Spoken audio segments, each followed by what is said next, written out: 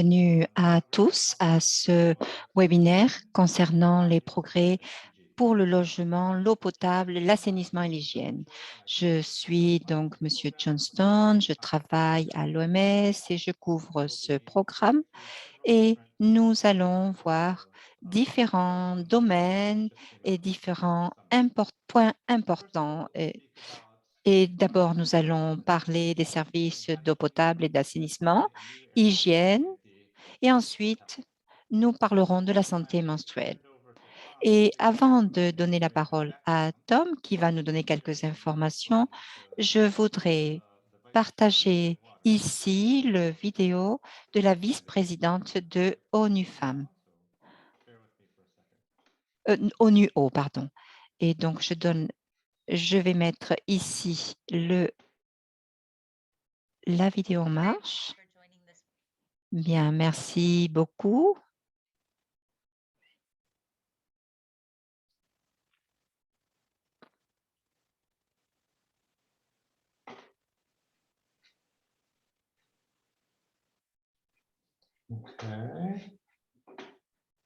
Bien, donc nous allons lancer la vidéo de Kelly Ann Naylor. Chers collègues et amis de l'eau, merci beaucoup de participer à ce webinaire aujourd'hui pour discuter des progrès vers l'objectif de développement durable 6. Ce webinaire fait partie d'une série de webinaires qui ont lieu ce mois-ci, chacun se concentrant sur les progrès vers un ODD, un indicateur et une cible spécifique. Avant d'entrer dans les détails, je voulais partager quelques messages importants sur les progrès vers l'ODD 6 et comment l'ONU travaille pour rendre compte de ces progrès. Nous travaillons depuis 6 ans sur les ODD. Et pour la première fois, nous avons des données sur l'eau et l'assainissement de presque tous les pays du monde. Ces données ont été compilées l'année dernière par les agences dépositaires des Nations unies qui ont uni leurs forces dans le cadre de l'initiative de surveillance intégrée de l'eau des Nations unies pour l'ODD 6 ou, comme nous l'appelons, IMI ODD 6. Le niveau sans précédent de rapport est une réalisation pour nous en tant qu'acteurs de la communauté, mais encore plus pour tous les points focaux qui nous rejoignent dans ce webinaire. Au nom de ONU Eau, je tiens à vous remercier pour vos efforts supplémentaires dans le suivi de l'ODD 6 dans votre pays, malgré les moments difficiles que nous avons traversés. Lorsque nous examinons ces données, elles ont malheureusement confirmé la tendance que nous avons constatée en 2018. Nous ne sommes pas sur la bonne voie pour parvenir à une eau et à un assainissement durable pour 2030. En examinant certains faits concrets de l'ODD 6, nous constatons que des milliards de personnes vivent toujours sans eau potable, sans assainissement, sans services d'hygiène et près de 10% de la population mondiale vit encore dans des zones à stress hydrique extrême. Nous savons que les eaux usées sont rejetées non traitées dans l'environnement et qu'un bassin fluvial sur 5 dans le monde évolue rapidement, ce qui est exacerbé par les changements climatiques. Nous constatons que la gestion durable des ressources en eau reste hors de portée pour de nombreux pays. Les données montrent que pour atteindre nos objectifs et cibles, nous devons célébrer les progrès et dans certains domaines, aller jusqu'à 4 fois plus vite et accélérer pour être en mesure d'atteindre l'ODD 6 au cours des 9 prochaines années. Plus que tout, nous aurons besoin de politiciens à tous les niveaux pour pouvoir fixer des priorités audacieuses rapidement. La bonne nouvelle est que nous avons déjà mis en place de nombreuses solutions durables. L'année dernière, ONU Eau a lancé le cadre d'accélération mondiale de l'ODD 6 avec le soutien total de la famille des Nations unies pour mobiliser l'action des gouvernements, de la société civile et du secteur privé à travers l'ONU pour mieux aligner nos efforts, optimiser le financement et renforcer les capacités. Nous avons beaucoup appris sur les possibilités d'accélérer les progrès. Nous avons appris l'importance d'intensifier l'action coordonnée de renforcement des capacités en mobilisant bien la politique. Et bien sûr, nous avons appris comment les données et les informations peuvent être utilisées pour mieux guider les décideurs dans leur travail. Car malgré ces efforts de surveillance héroïques de l'année dernière, nous constatons encore de grandes lacunes dans les données. Notre ambition avec ces données avec nos rapports de ODD et d'encourager et de soutenir la collecte de données nationales et d'aider les décideurs à prendre des mesures éclairées. C'est ce sur quoi je vais me concentrer sur l'ODD 6 à mesure que nous avançons et nous appelons l'ensemble de la communauté de l'eau, des efforts mondiaux aux efforts locaux à se joindre à nous et à aller de l'avant. Je vous souhaite un webinaire très fructueux et je vous souhaite la bienvenue aux autres webinaires sur les indicateurs que nous organisons ce mois-ci.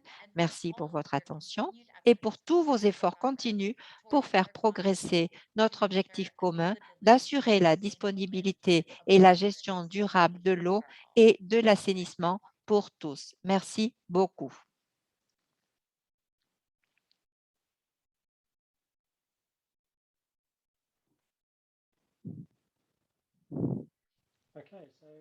Bien, merci Kelly pour cette introduction et je vais maintenant vous présenter quelques diapositives pour introduire le sujet concernant les ODD et l'ODD 6. Ensuite, nous allons utiliser les 2 heures que nous avons devant nous pour parler de l'eau potable, de l'assainissement, de l'hygiène, de la santé menstruelle. Ensuite, nous aurons quelques minutes pour la discussion et pour répondre à vos questions.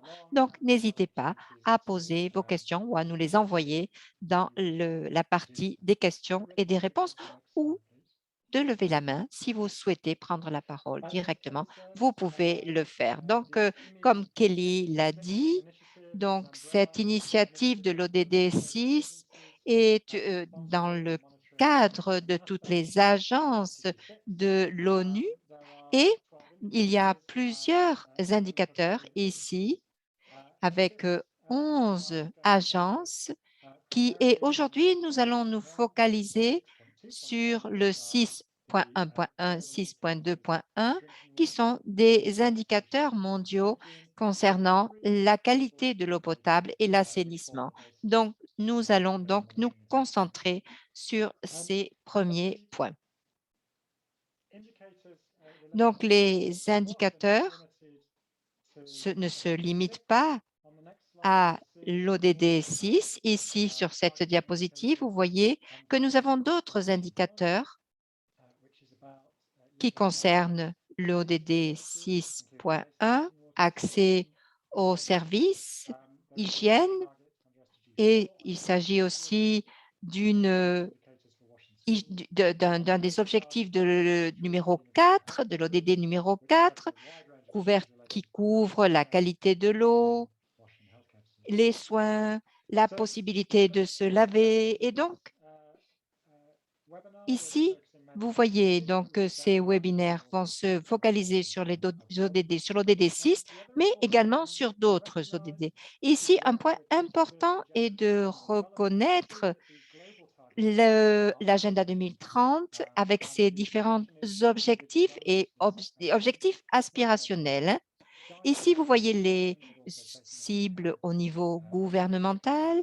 Et ce que nous voyons, c'est que de plus en plus, les gouvernements nationaux sont en train d'établir des cibles qui sont en ligne avec les ODD, qui sont en ligne avec les ODD universels et cela signifie que nous allons avoir une augmentation importante de la qualité des performances et le rôle de notre agence ici, de ces agences qui surveillent ces progrès, est de fournir des données au niveau national, au niveau international et de faire un suivi des progrès à travers les pays dans le temps. Nous avons aussi la responsabilité de maintenir les bases de données mondiales, de maintenir un niveau de standard, des définitions, des méthodologies de surveillance et de contrôle et nous travaillons avec les autorités nationales qui sont responsables des statistiques de chaque pays de façon à construire des compétences et avoir des systèmes qui nous permettent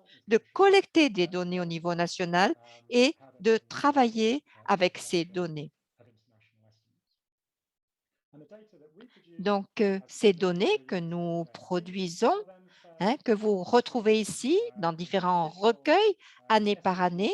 Ici, vous voyez donc les ODD avec chaque approche concernant chaque ODD et les collectes de données annuelles.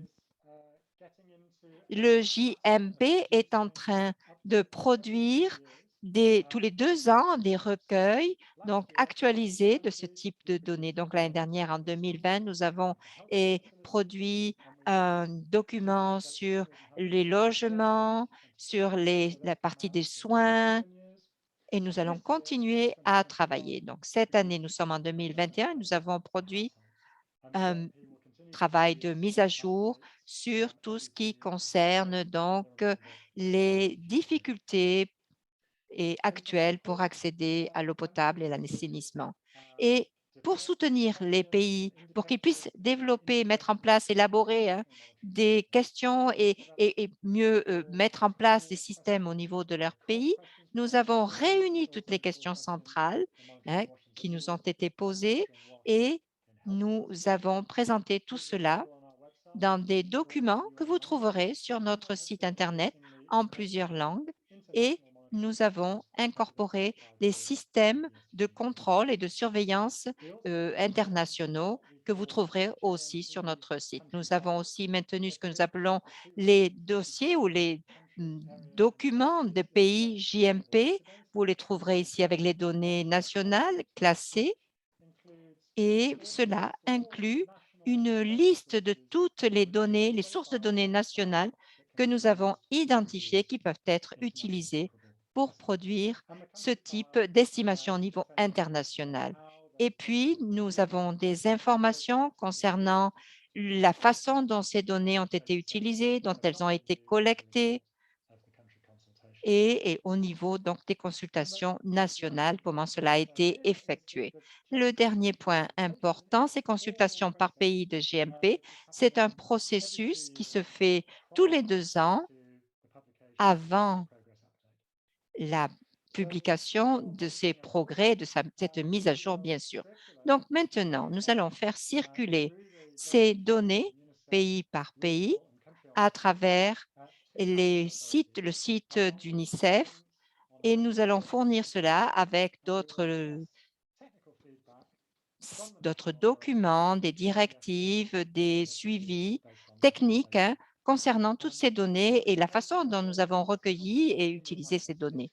Beaucoup de pays ont un système de statistiques que nous avons consulté, qui travaillent pour la partie de l'eau et de l'environnement. Il y a aussi des autorités de réglementation qui travaillent sur la partie des services eau potable et assainissement. Et les questions que nous avons posées lorsque nous faisons ces consultations dans les pays, c'est est-ce que le pays a besoin de certaines ressources importantes qui lui manquent et quelles sont les ressources qui ont été utilisées aussi et quelles sont celles qu'il ne faut pas utiliser. Notre interprétation, notre classification de ces données nationales est aussi présentée. Donc, c'est la base de ces consultations que nous faisons. Nous essayons d'obtenir un suivi à travers les personnes qui travaillent au niveau des pays. Et notre prochain cycle de consultation nationale terminera au mois de novembre-décembre de cette année et nous allons travailler sur les écoles, sur les services de soins de santé. Nous avons une consultation qui sera terminée en 2022 et dont les résultats seront publiés au milieu de l'année prochaine, au mois de juillet 2022. Voilà un petit peu donc le cycle de JMP et des données que nous publions. Donc aujourd'hui, nous allons vous présenter le rapport de projet le plus récent de JMP pour l'année 2021. Voilà. Donc, ce rapport de progrès JMP pour l'année 2021 comprend donc les sources des données nationales et la plupart de ces données proviennent des recensements, des sondages qui sont faits au niveau des ménages et des données administratives et autres. Donc, il y a ici des données concernant l'eau potable, l'assainissement, la capacité de se laver et ces données Ils viennent donc d'enquêtes, de sondages. Donc, ce sondage a permis de faire une enquête au niveau des ménages et très brièvement, je vous montre les résultats de ce rapport. Donc, ce rapport, hein, qui est un rapport des progrès pour les objectifs du ODD à l'horizon de 2030, qui vont demander une augmentation de 4 fois le taux actuel et les progrès actuels pour atteindre nos objectifs. Ici, vous voyez, hein, à travers le monde, hein, que tout le monde est essentiellement sur la bonne voie pour atteindre nos objectifs de 2030, mais cela demande une accélération importante. Par exemple, si l'on regarde l'eau potable, hein, les services d'eau potable de base ou services d'assainissement de base, il faut multiplier par 2 les efforts réalisés jusqu'à maintenant. Ensuite, nous allons regarder les autres ODD concernant donc l'eau potable, l'assainissement et l'hygiène, et cela devient encore plus compliqué. Nous devons augmenter par 4 les résultats et obtenus jusqu'à maintenant. L'autre point important qui surgit de ce rapport concerne le fait que les personnes qui vivent dans des contextes fragiles vont avoir le plus de difficultés au niveau de ces services et sont ceux qui vont avoir le plus de mal à parvenir à ces résultats. Ici, vous voyez donc les ODD et donc 57 pays vont être dans des contextes fragiles et c'est un quart de la population du monde entier qui va être dans cette situation et 3 quarts de la population qui vit dans une extrême pauvreté. Et vous voyez sur ce tableau que dans presque tous les cas, les personnes qui vivent dans des contextes fragiles ont un niveau de service plutôt bas et cela est appliqué dans toutes les régions. Ici, vous voyez quand la moitié des pays qui sont dans des contextes fragiles vont avoir ce type de difficultés, comme vous le voyez sur cette diapositive. Il y a également 5 fois plus de difficultés pour l'eau potable et 4 fois de plus de difficultés pour l'assainissement, etc. Donc, on voit ici, il y a de gros efforts qui doivent être effectués pour parvenir à ces ODD et les plus grandes difficultés se situent dans les pays les plus pauvres et c'est là qu'on aura le plus de défis, bien sûr, à atteindre ces résultats. Donc, nous devons accélérer les progrès réalisés entre maintenant et l'année 2030. Je vais continuer et je vais lancer la discussion maintenant sur l'eau potable et ensuite nous passerons à la discussion au niveau plénière et aux questions-réponses. Alors, notre cible 6.1.1, notre objectif 6.1.1 concerne l'eau potable. Hein, donc, ce sont les services qui doivent être offerts dans les pays. Donc, ces données ont été mises à jour à travers le suivi des ODD.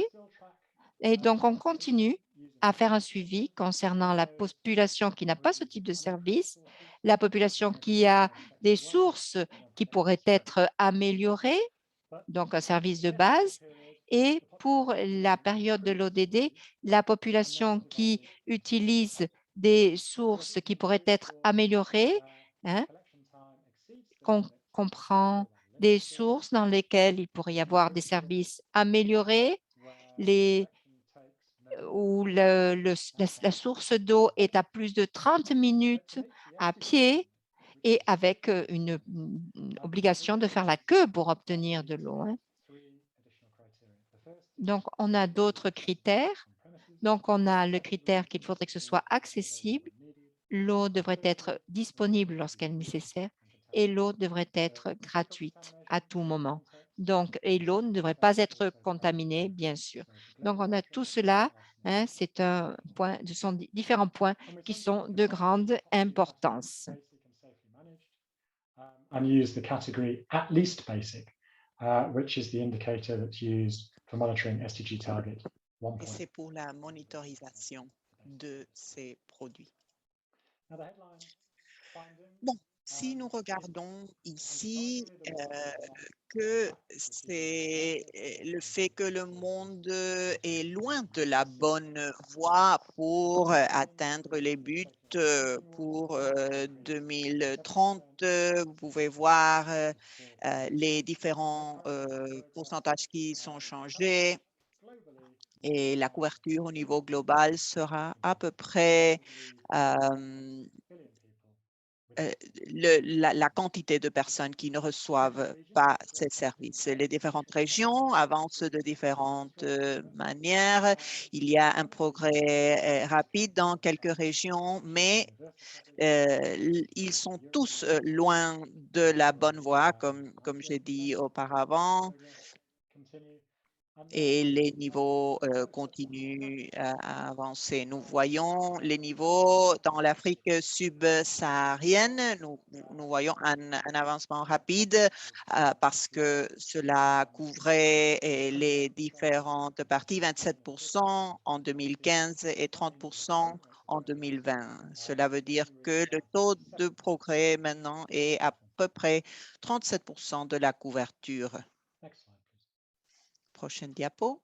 So we present these ladders which show trends. Je vous montre ici les tendances entre 2015 et 2020 pour les différentes régions du monde.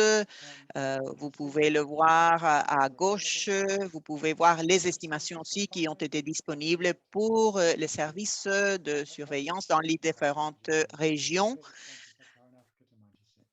Vous pouvez voir sur l'écran les différents pourcentages pour les différentes régions. Ce que nous pouvons voir ici également, c'est que plusieurs personnes n'ont pas l'accès aux services de base. Les services d'eau potable en 2020 ne sont pas accessibles pour les différents pourcentages que vous pouvez voir sur l'écran.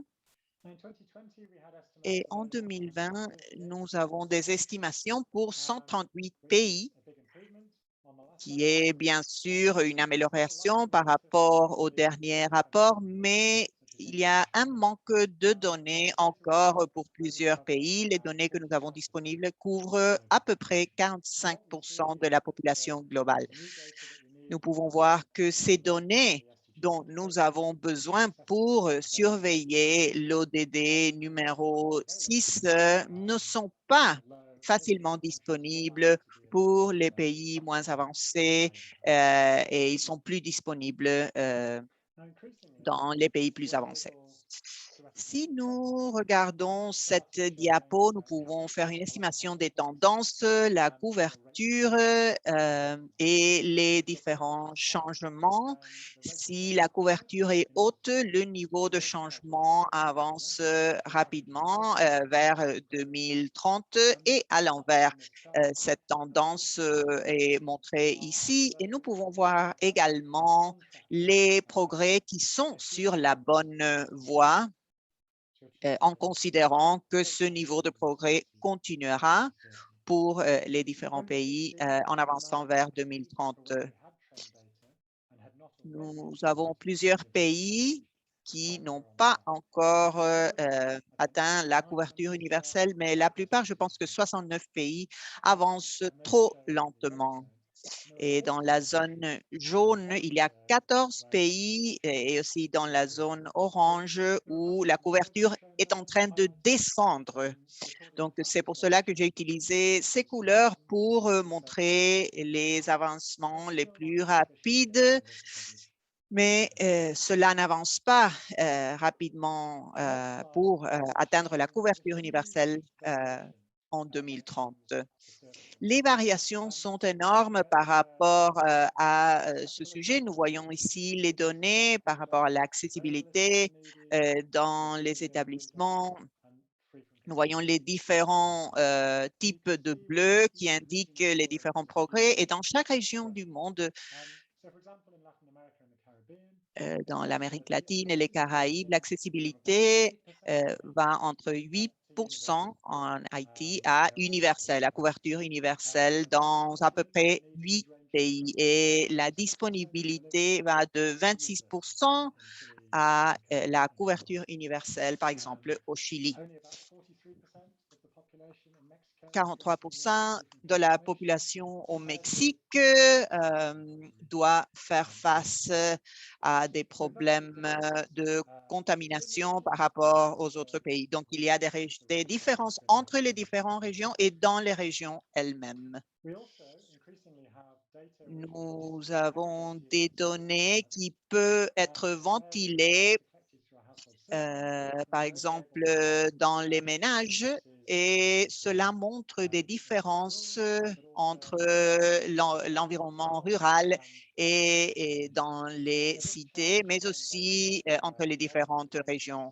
Voici les différentes données qui sont montrées ici et l'information est ventilée par accessibilité, disponibilité, qualité et au niveau sous-national aussi.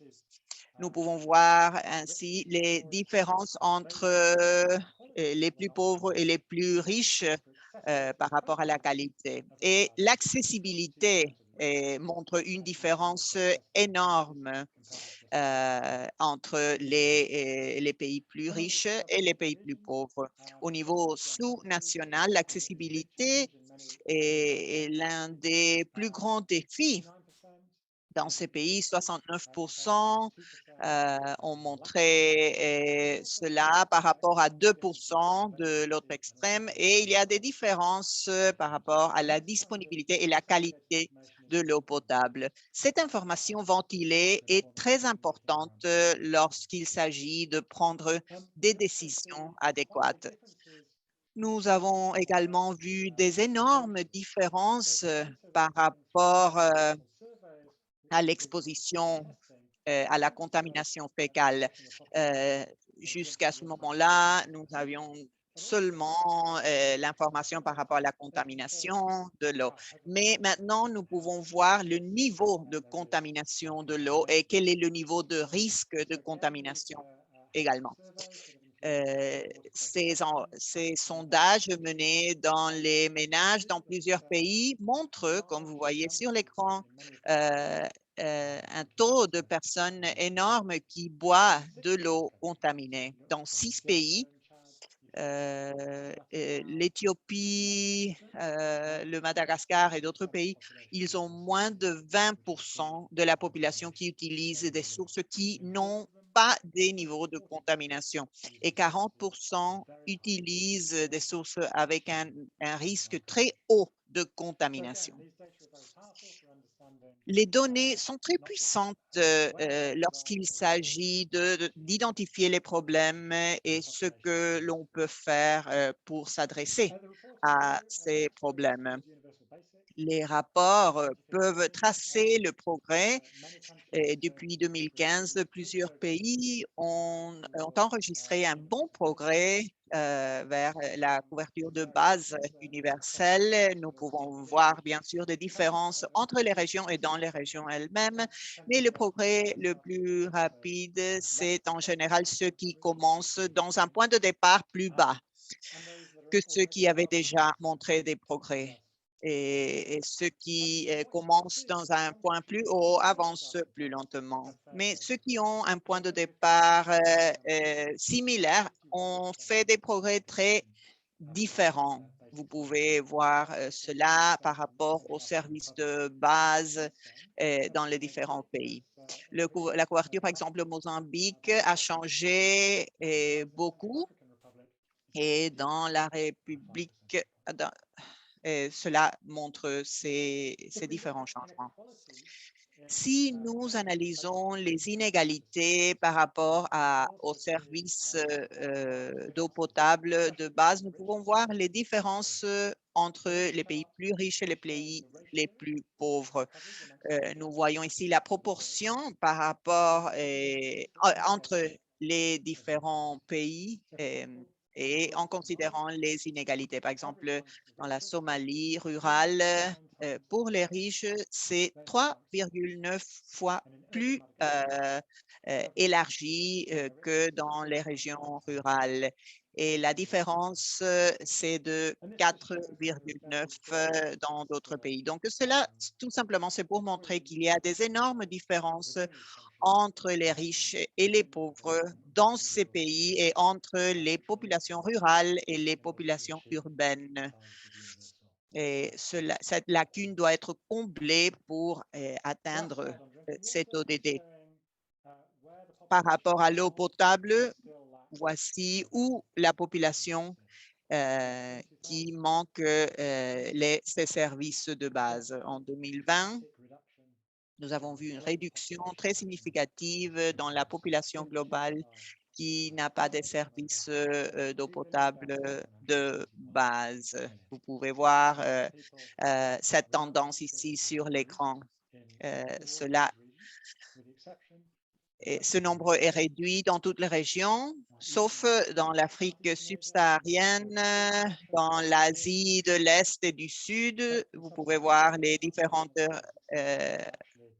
réductions, mais dans l'Afrique subsaharienne, cela a augmenté à 387 millions. Nous avons, avec ces indicateurs, la moitié de la population mondiale. Et si nous voyons les tendances dans l'Afrique subsaharienne, il y a un manque de ces services, mais particulièrement dans les zones rurales. Cela montre les tendances et les difficultés pour accéder au moins aux services de base. C'est la dernière diapo. Je vais donner la parole à Rick encore une fois pour commencer avec la discussion et les questions et les réponses. Très bien, merci Tom. Nous allons maintenant passer à la discussion. Je vous encourage, vous pouvez poser les questions sur le chat, vous pouvez lever la main et de cette manière, nous allons activer votre micro pour poser la question directement. Nous avons les canaux de traduction, donc vous pouvez poser la question en français ou en espagnol directement. Nous avons aussi 2 collègues des bureaux d'UNICEF et je voudrais demander à ma collègue de l'OPS qui est au Pérou, peut-être ils peuvent commencer ou démarrer la discussion par rapport aux indicateurs de l'ODD dans la région de l'Amérique latine et les Caraïbes. Patricia, si vous voulez commencer, je vais montrer les diapos que vous avez partagées avec moi auparavant et vous pouvez partager vos idées. Merci. Merci, Rick. Merci, Rick. Et merci aussi de cette opportunité. Je pense que cela nous a donné une idée très claire de notre région et de notre planète. Dans les dernières années, nous avons dû changer notre perspective par rapport aux objectifs de développement durable et nous devons faire attention à la situation des données dans notre région parce que presque tous les systèmes sont en train de couvrir l'accès et de considérer l'accès en tant qu'indicateur pour la surveillance. Et je pense que nous devons maintenant changer notre perspective. Ce n'est pas seulement une question d'accès, c'est aussi une question de qualité, d'égalité et cela nécessite d'une vision plus élargie. Le renforcement de capacité est essentiel pour mieux comprendre ces objectifs et pour que les pays puissent bien comprendre tout cela.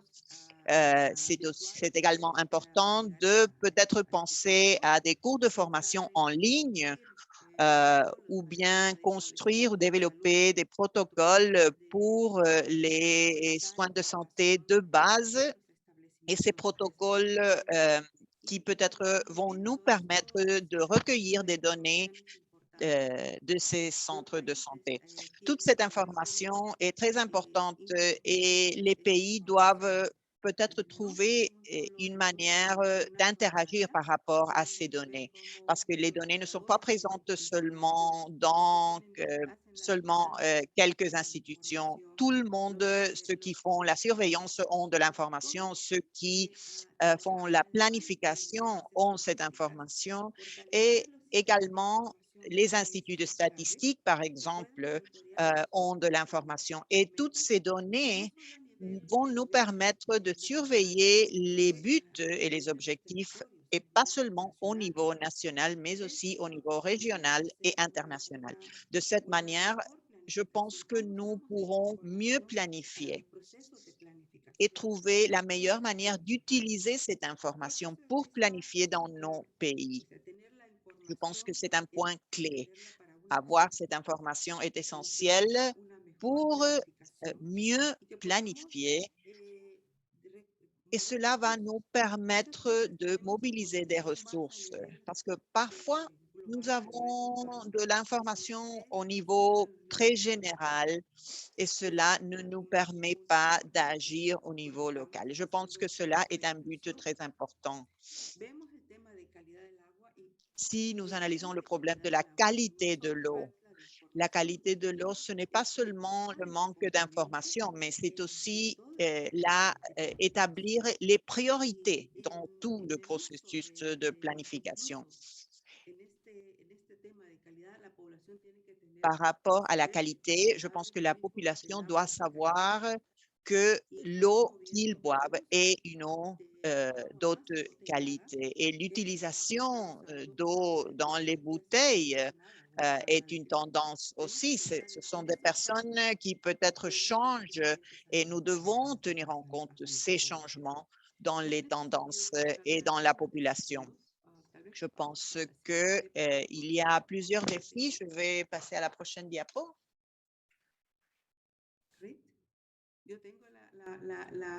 Rick, je ne sais pas si tu es en train de contrôler les diapos ou si c'est moi qui dois le faire. Est-ce que tu vois la deuxième diapo? Estoy viendo la primera. Non, je vois la première. Seulement la première. Est-ce que le reste des participants voient la première ou la deuxième? Je pense que la première. Oui, mais dans mon écran, c'est la deuxième, donc je ne comprends pas bien ce qui se passe.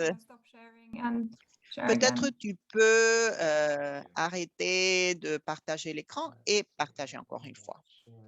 C'est probablement la meilleure manière. Oui.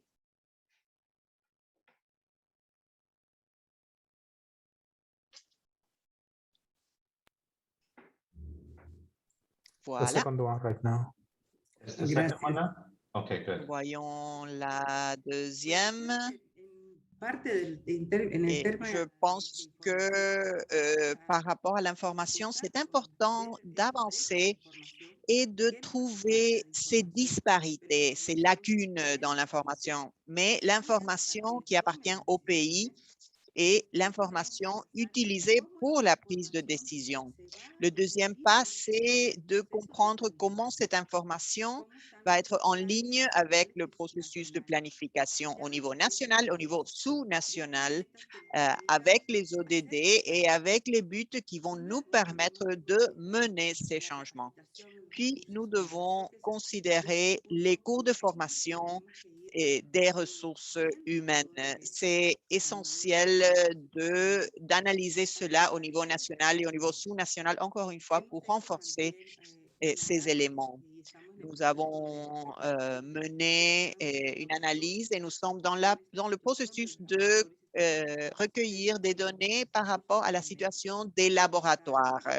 Et ce mois, nous allons analyser la situation des laboratoires et pour trouver quelles sont les capacités et quelles sont la manière de mieux contrôler la qualité de l'eau et de mieux gérer tout ce processus. Nous travaillons ainsi pour développer des cours de formation et développer des plans pour l'assainissement et l'eau et une gestion sûre. Aussi, nous devons considérer cela d'une manière intégrale parce qu'il y a un cycle entier et le cycle entier doit nous montrer les différentes options dans les différents territoires et c'est de cette manière que nous allons améliorer la protection des ressources dans les territoires. Bien, alors qu'est-ce que nous cherchons à travers tout ce système? Les informations nous permettent de construire des politiques publiques et d'assurer le suivi pour tout le monde, surtout les personnes qui se trouvent dans les zones rurales, par exemple, hein, que toutes ces personnes qui se trouvent dans les régions les plus isolées, les peuples autochtones, par exemple, puissent avoir accès aussi à ces services et comment ces secteurs, hein, qui nous avons à travers ces groupes intersectoriels, nous avons essayé d'incorporer et le travail pour unir les efforts entre les pays pour mettre en place une action intersectorielle pour faire avancer et pour faire progresser hein, ces questions. Parce que si nous avons une seule approche, ça va être très difficile de parvenir à réaliser cette ODD. Hein. Donc, nous avons besoin d'accélérer ces, ces progrès et pour pouvoir atteindre ces objectifs. Donc, travailler avec les populations autochtones, avec les peuples originaires, concevoir des politiques nous permettant de travailler au niveau de l'éducation avec la communauté, que la communauté participe à tout ce processus, utiliser ces informations, c'est aussi très important. Hein. Donc, tout ça, ce sont des réflexions et qui concerne cette ODD. Nous devons utiliser ces informations. Nous devons travailler avec les différents réseaux. En Amérique latine, par exemple, il doit y avoir un mécanisme sous-régional que nous pourrons utiliser de façon à modifier un petit peu notre approche et à faire des efforts tous ensemble. Merci beaucoup, Patricia. C'est un très bon message, hein, je dirais. Bien.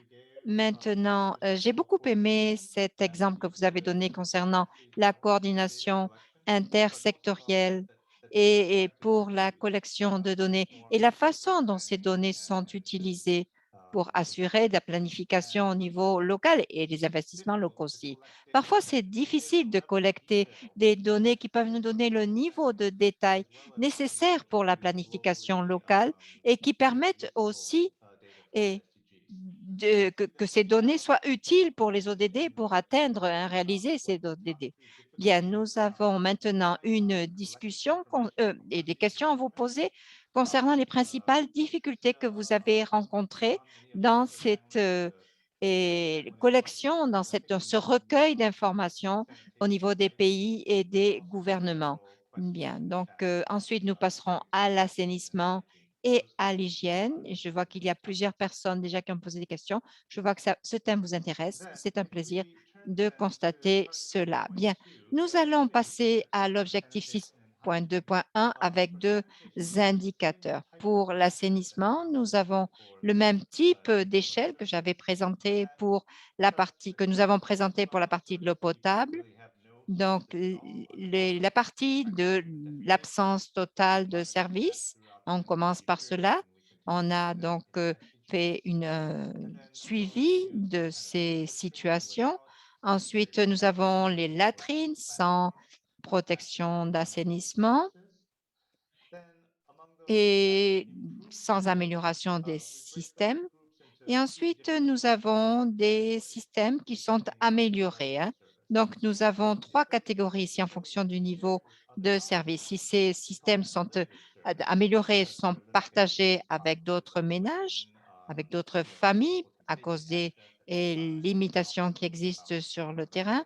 Donc, et à cause des risques publics, des maladies qui peuvent surgir euh, à, à travers ce partage de ces locaux. Ensuite, lorsque ces locaux ne sont pas partagés et lorsque cela est mal géré. Au niveau de l'eau potable, on voit des services de base qui sont regroupés hein, et avec d'autres services, ce qui nous permet de faire un suivi de l'objectif 6.1.4 et on se rend compte qu'il ne suffit pas d'avoir des locaux améliorés et qui ne soient pas partagés. Il faut aussi que ces locaux soient traités et qu'il y ait un traitement des déchets correct ou que ces déchets soient retirés et traités à leur tour. Donc, tout ça, c'est important aussi. Si l'on regarde ces rapports, on voit que beaucoup de pays n'ont pas encore de données nationales suffisantes pour les indicateurs de ces ODD. Vous voyez ici ces pays qui sont en gris. Hein. En 2020, on a eu des estimations qui nous indiquaient que tous ces pays, 80% de la population mondiale, n'avaient pas assez de données, ne fournissaient pas assez de données. Et ce qui est intéressant, c'est qu'en 2021, davantage de personnes utilisent maintenant des locaux externes, extérieurs à leur maison, genre latrine, mais certains pays ont des données concernant le traitement des déchets et des eaux usées. Certains pays ont des données concernant donc ces systèmes de retraitement de l'eau, donc c'est important, les eaux usées. Hein. Ici sur la droite, vous voyez donc les services d'assainissement qui ont augmenté de 47% entre 2015 et 2020.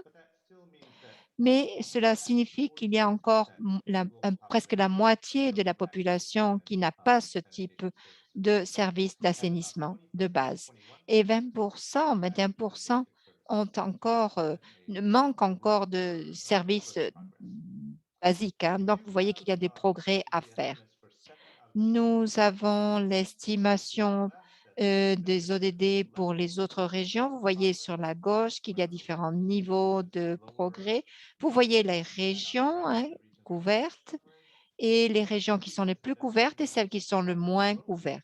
Certaines de ces régions, comme en Asie, par exemple, ont vu une croissance rapide et d'autres sont beaucoup plus en retard.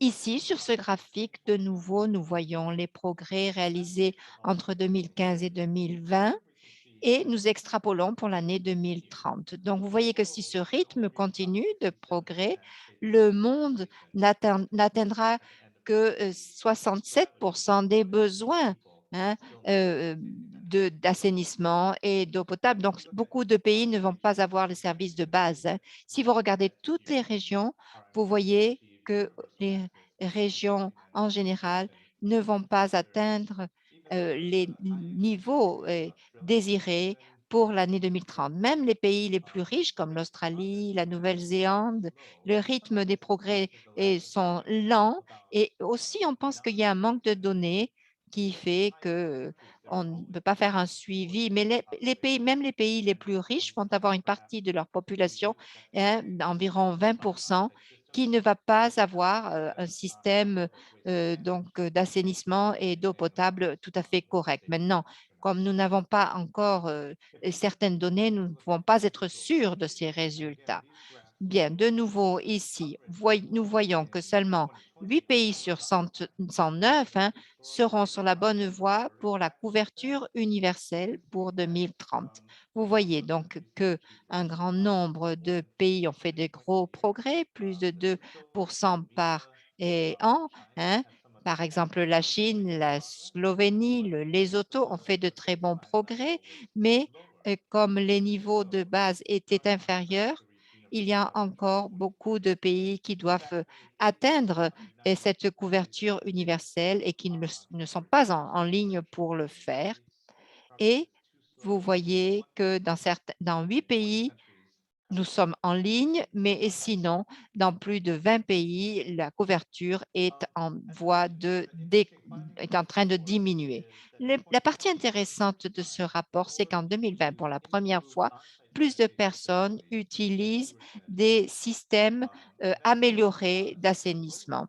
Et comme la croissance dans ce type de service d'assainissement existe dans beaucoup de régions urbaines et même rurales, hein, dans les régions, vous voyez ici que c'est classé par eh, euh, pays, mais je dirais qu'au niveau mondial, on voit que 43% de la population utilise un système à l'extérieur, un système de réseau d'assainissement, et dans les zones urbaines, vous voyez qu'on a des chiffres qui sont différents, mais on a encore une population importante qui est servie.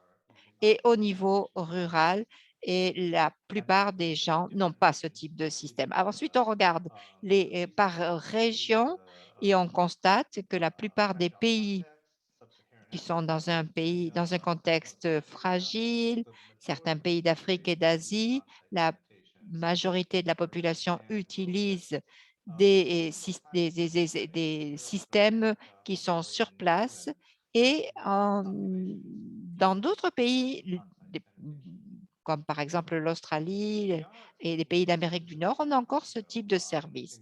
Ici, vous voyez les données concernant la façon dont ces systèmes d'assainissement fonctionnent. Et ce que vous voyez sur la gauche ici, c'est que beaucoup de ces systèmes de type latrine ne sont pas vidés ou jamais vidés. Donc ici, dans la partie des carrés en vert.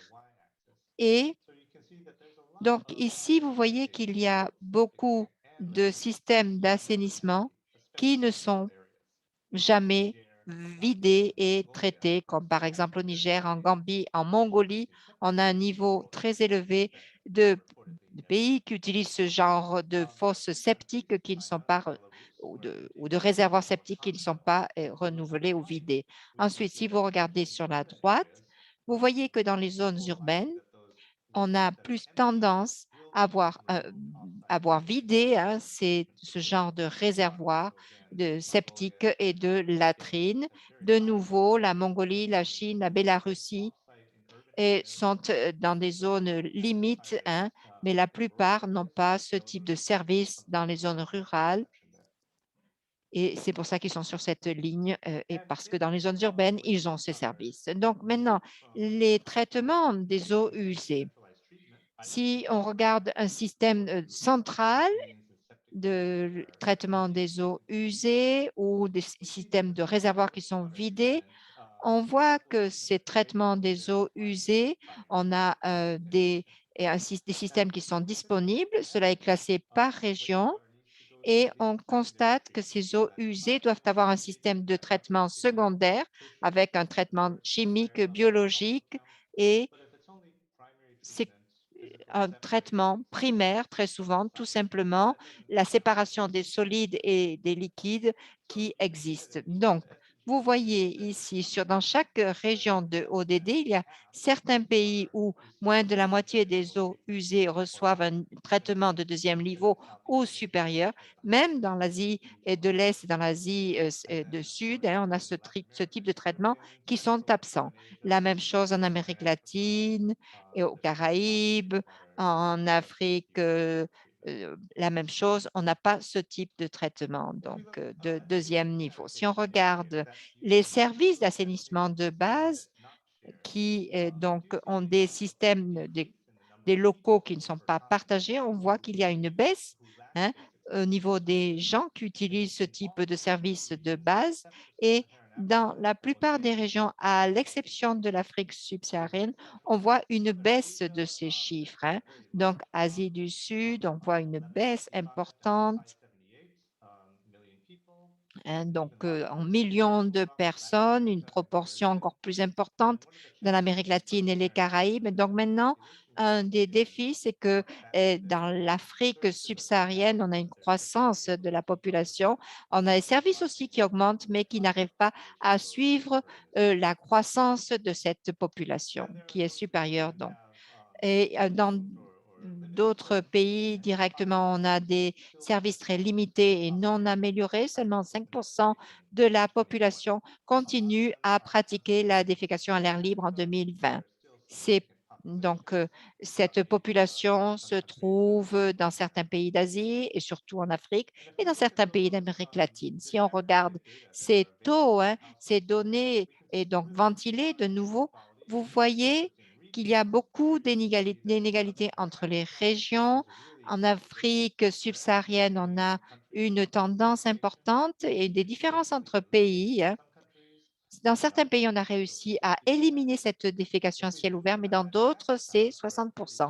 Si vous regardez Madagascar, et 42% de la population continue à pratiquer cela. On voit une grande différence entre la région rurale et urbaine.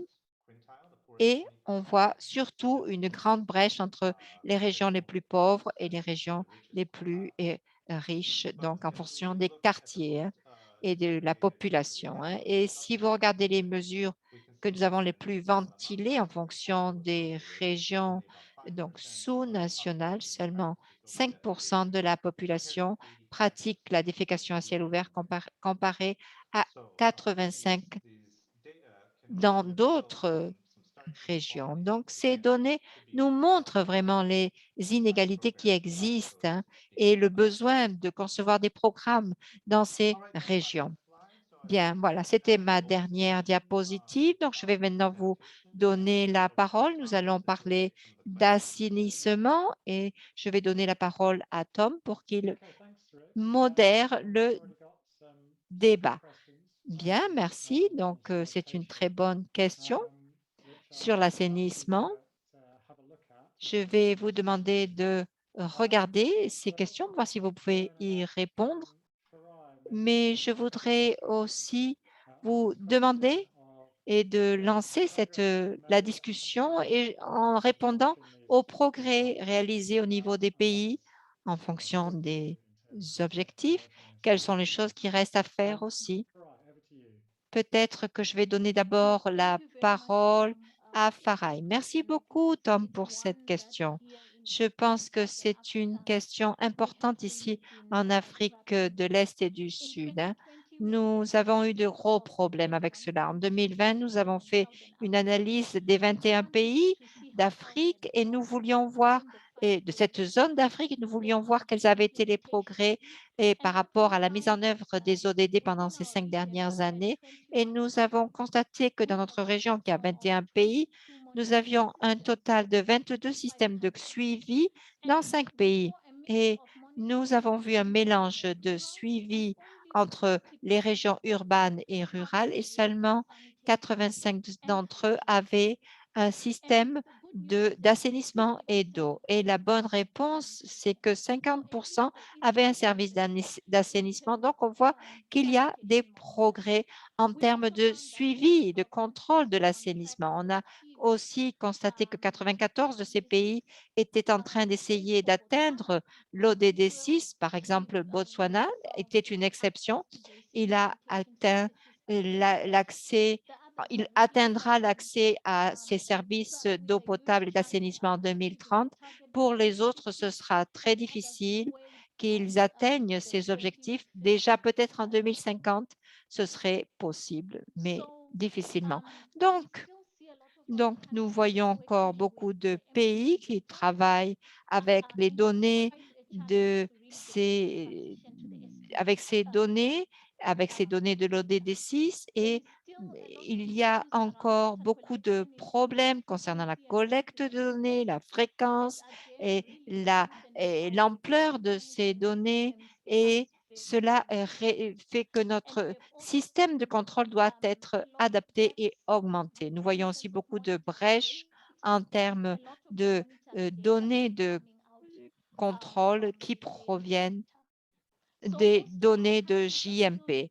Donc, beaucoup de pays sont en train encore de faire des rapports sur les services de base et ils dépendent du système de JMP pour des données plus complètes et pour couvrir le niveau de service au niveau supérieur, au niveau plus élevé, et pour répondre donc au manque existant dans la collecte de données.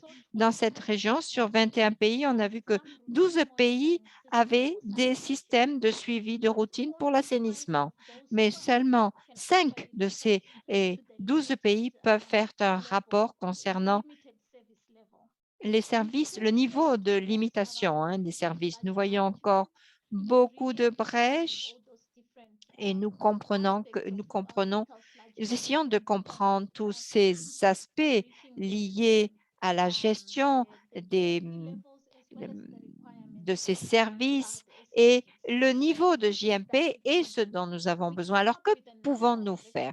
Nous avons constaté qu'il y a une série de recommandations que nous pouvions faire et comprendre le système de suivi, de contrôle. Et c'est déjà un premier point pour les OEDD parce qu'on ne peut pas atteindre ce qu'on ne peut pas mesurer. Donc, c'est très important pour nous de mesurer tout cela. Donc, en termes de recommandations, nous avons une série de recommandations pour les partenaires de financement, pour les gouvernements, pour les institutions de différents types et qui travaillent avec nous.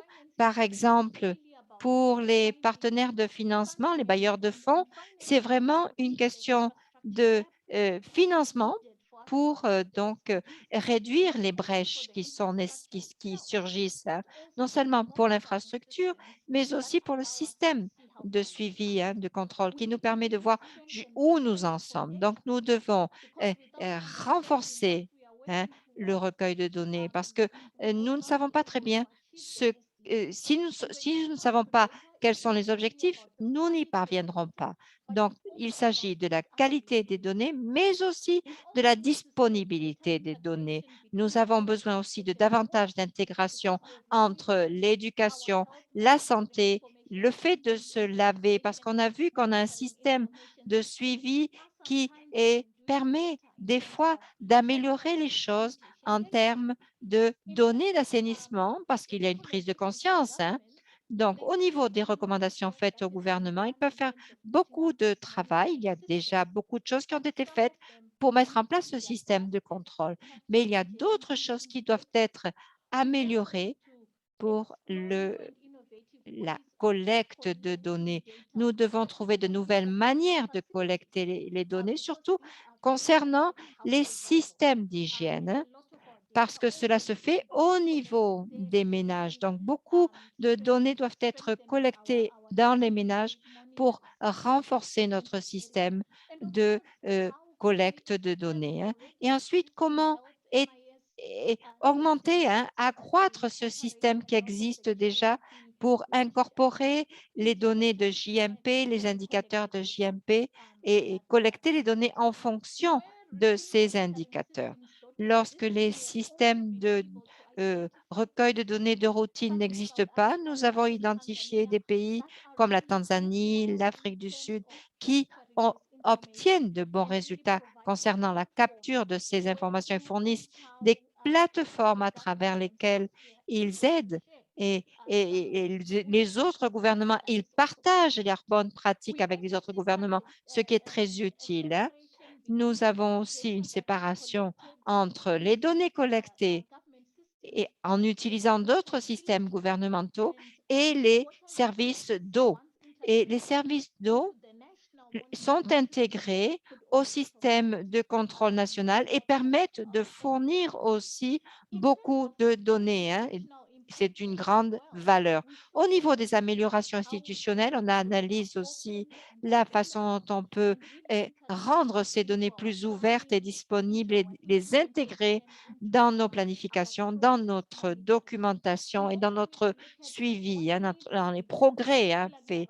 Nous devons aussi savoir ce qui peut être fait au niveau de l'environnement pour renforcer l'utilisation des données au niveau national et au niveau continental. Et bien sûr, nous devons avoir des systèmes qui nous permettent d'intégrer la santé, l'éducation et l'habitude de se laver, de l'hygiène pour avoir un système de contrôle de l'hygiène. Voilà, je vous donne la parole, Tom. J'espère que j'ai couvert tous ces aspects.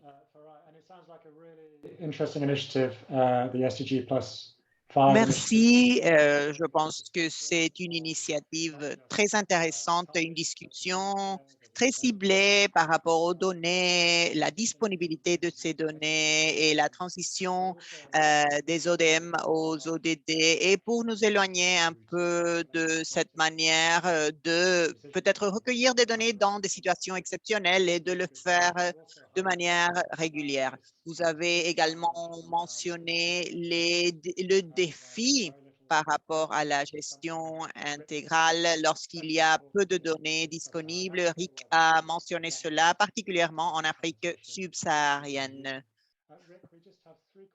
Rick, nous avons 3 questions que peut-être vous pouvez répondre avant de passer à l'hygiène.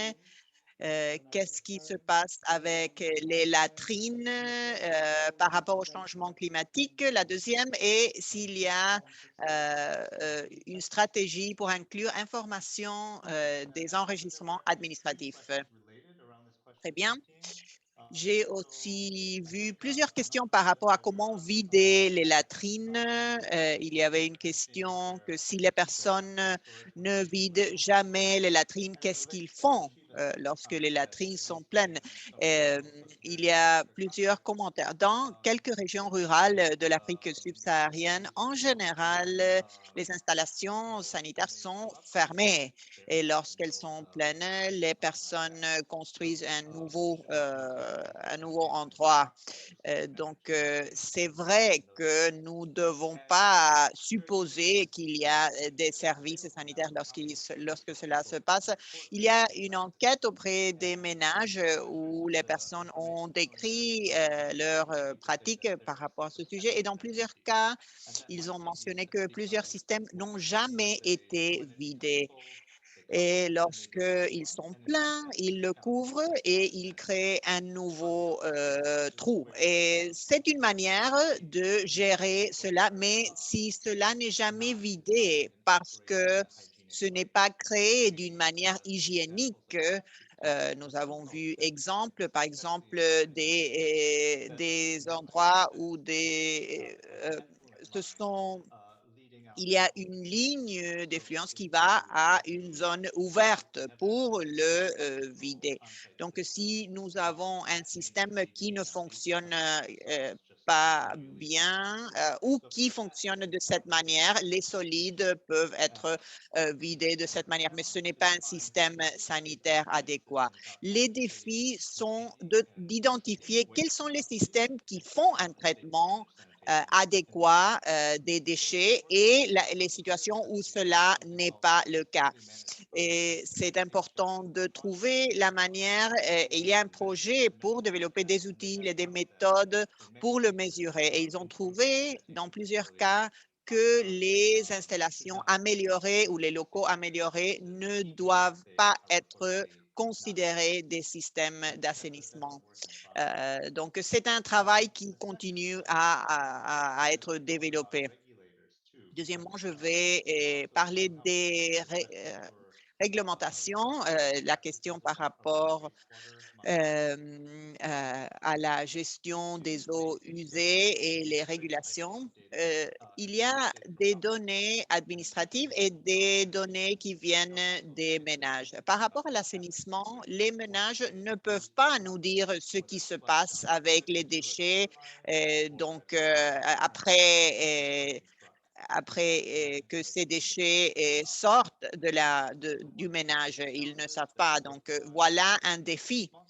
Et le projet s'occupe de faire face à ce défi. Mais il y a d'autres données qui viennent d'autres pays où il y a des autorités de réglementation très fortes et cela nous donne des bons exemples. Par exemple, le Kenya, la Zambie, il y a des régulateurs qui contrôlent les systèmes pour l'eau potable et l'assainissement. Et donc, je pense que ce sont des exemples intéressants pour identifier comment les données administratives par rapport au traitement des eaux usées peuvent être recueillies et vraiment l'inclure dans les rapports des ODD. Ce n'est pas seulement la qualité du traitement qui existe et la relation avec les fournisseurs de services. Et c'est un travail très intéressant pour que nous pouvions identifier quel est le niveau de traitement qui existe dans tous les cas et d'utiliser l'information pour les rapports des ODD. Finalement, la question par rapport au changement climatique, nous écoutons tout le temps que le changement climatique a des impacts sur les services d'assainissement, bien sûr, les inondations dans plusieurs pays, les événements climatiques extrêmes qui peuvent mener des changements, y compris les systèmes municipaux. Et il y a une tendance vers la résilience climatique, la planification en sécurité, mais je pense que cela se passe au niveau de comment atténuer les effets du changement climatique et de quantifier à quel point le changement climatique a contribué à ces problèmes de couverture d'assainissement. Très bien. Si vous avez des commentaires additionnels, vous pouvez les écrire dans le chat. N'hésitez pas. Bon, avançons donc à la partie de l'hygiène.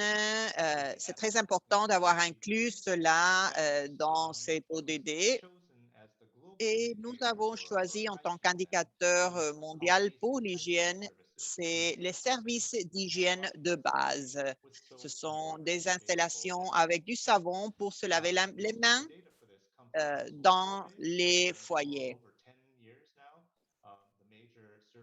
Cette enquête a été menée auprès des ménages en posant des questions, pas si les personnes se lavent les mains, pas cette question, mais ils ont posé la question, est-ce que vous pouvez me montrer où vous vous lavez les mains? Et puis d'analyser s'il y a du savon et de l'eau. Donc, c'est un indicateur plus solide.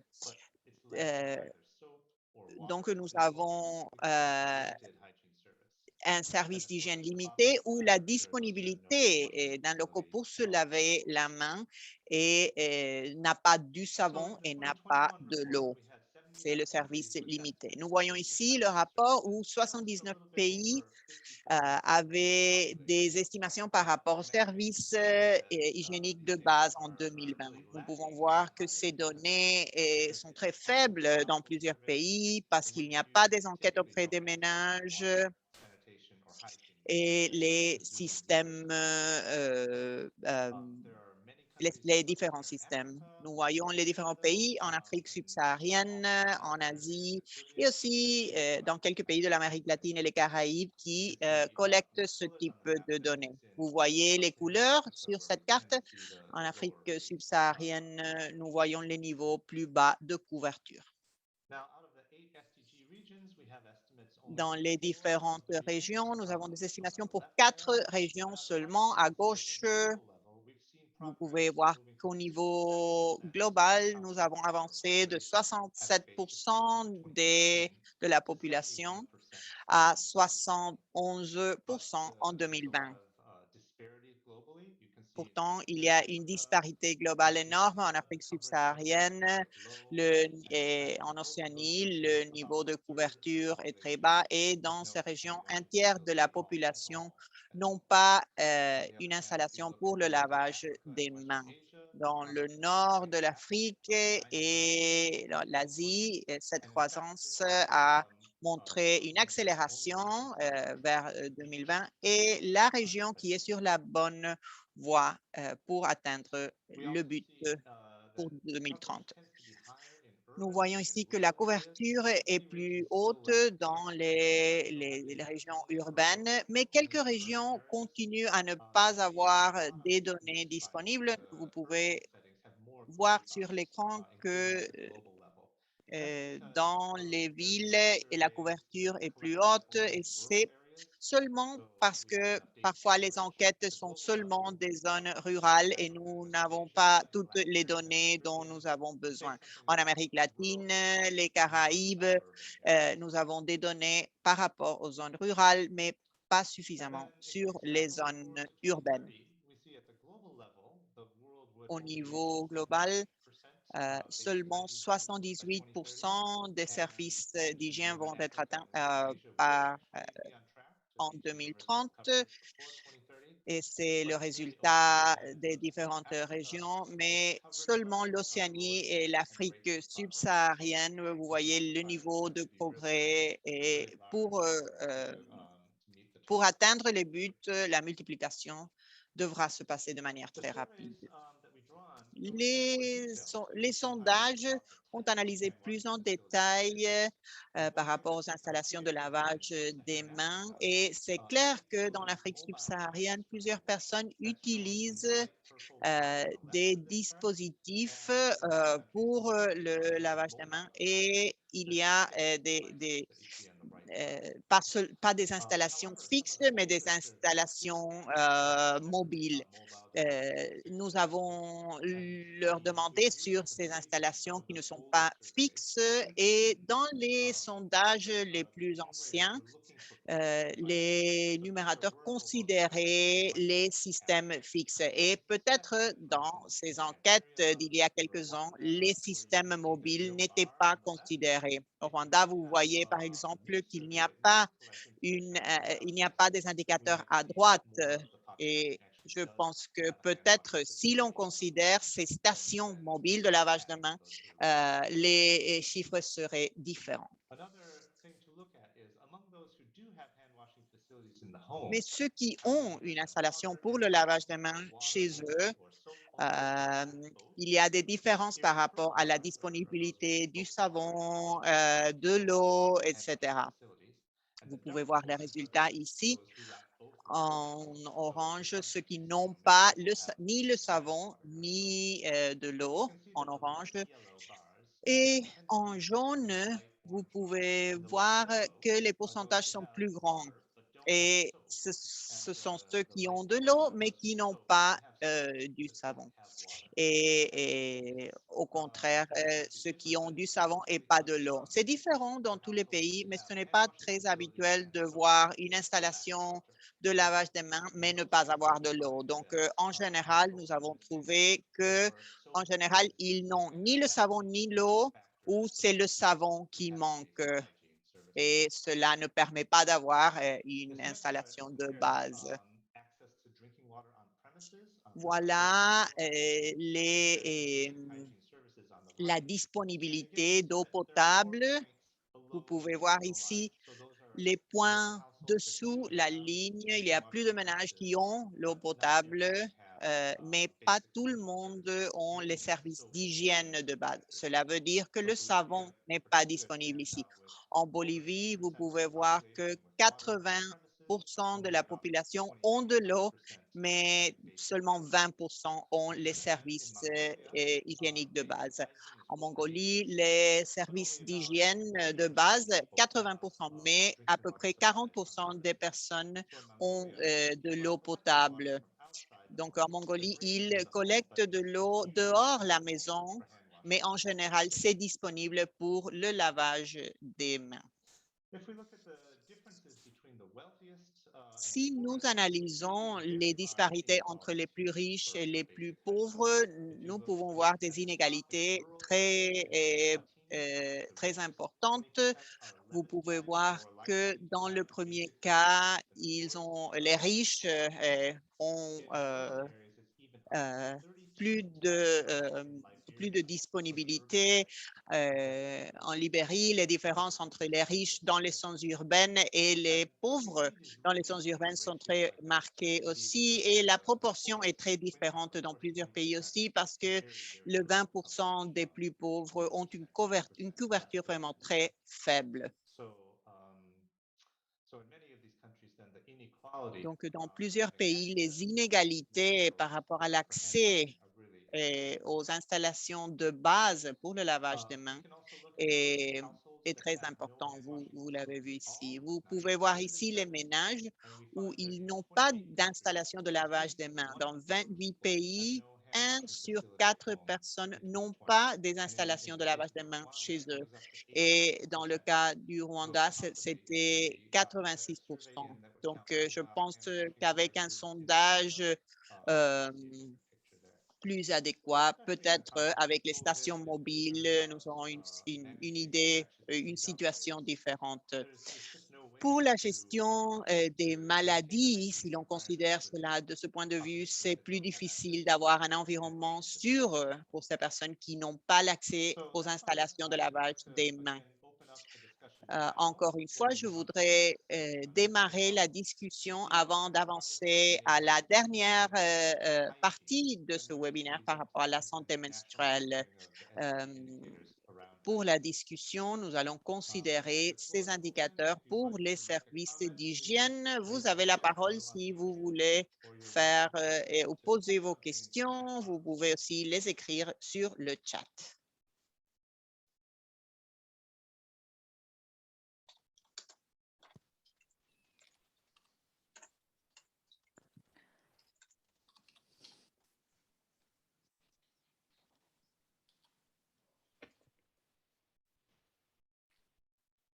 I wonder if while we're waiting for any of Bien, the je ne sais pas si nous attendons que certains participants nationaux nous fassent part de leurs résultats. Peut-être Patricia, ou peut-être le représentant d'UNICEF Afrique souhaite nous parler de la gestion des données, la collecte des données et les résultats obtenus dans leur pays.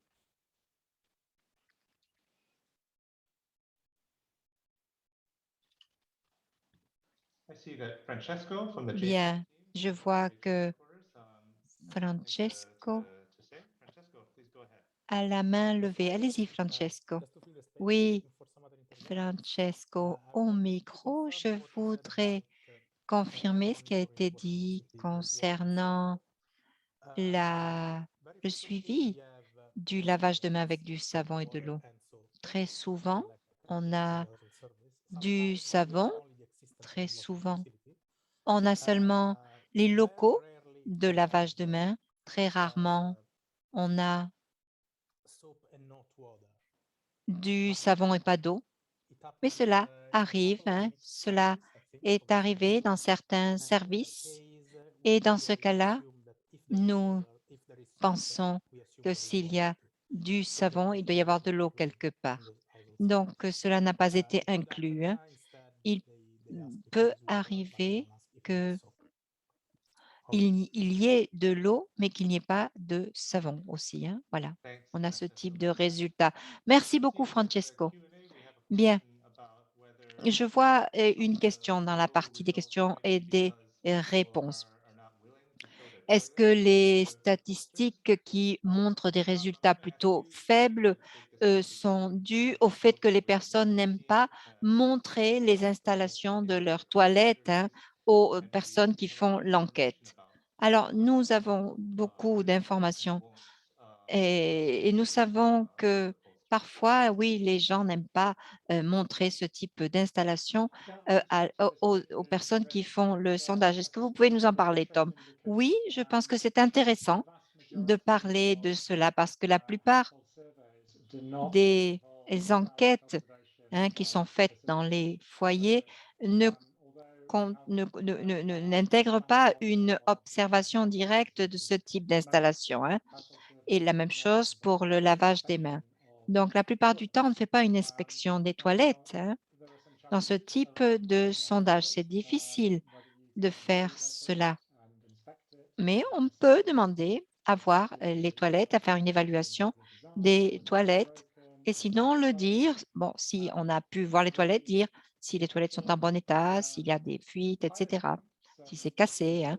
Donc, on a quelques outils qui vont nous permettre de faire une inspection très simple qui va déterminer si donc les toilettes recueille correctement les déchets, s'il y a des fuites, si cela se jette directement dans l'environnement, et etc. Mais une des questions importantes est de savoir qui fait l'inspection. Est-ce que c'est un spécialiste qui va faire dans le domaine de l'assainissement ou est-ce que c'est quelqu'un qui fait cela dans le cadre d'une routine hein, et est-ce que ça peut être fait par un travailleur qui travaille pour ces enquêtes Donc ça peut être aussi une difficulté. Mais actuellement, je dirais que les manques de résultats ou les résultats que nous avons qui sont plutôt bas sont dus au fait que très souvent, les enquêteurs ne demandent pas de visiter ces installations. Donc, je pense que c'est cela qui est important. Donc ici, le point important, c'est d'investir en formation pour comprendre les différents types d'installations qui peuvent être utilisées dans ces pays, dans ces régions données, dans les régions urbaines, dans les régions rurales, s'assurer que les données résultant de ces enquêtes soient bien classées, correctement classées. Et voilà. Je vois que Patricia a la main levée. Est-ce que Patricia veut intervenir sur cette question?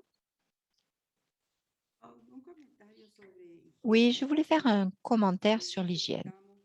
On dit qu'on a besoin de davantage d'informations sur ce thème. Comment collecter ces informations aussi, c'est un point important.